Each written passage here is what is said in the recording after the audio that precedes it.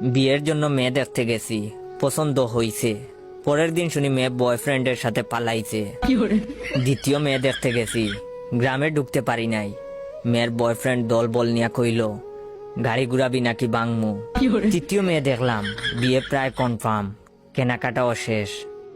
বিয়ের আগের দিন মেয়ে ফোন দিয়া কইল বয়ফ্রেন্ডের লগে রাগারাগি করে বিয়েতে হা বলছি, এখন ঝগড়া মিটছে, আমাকে বিয়ে করলে করতে পারেন, তবে আমি চান্স পেলেই বাগবো। চতুর্থ মেয়ের সাথে প্রায় বিয়ে হয়েই গেছে, প্রথম কবুল বলে ফেলেছি।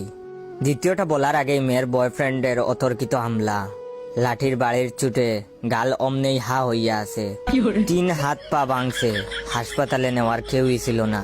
পঞ্চম মেয়েকে দেখতে আমাকে হাসপাতালে রেখেই বাপ মা মেয়ে দেখতে গেছে।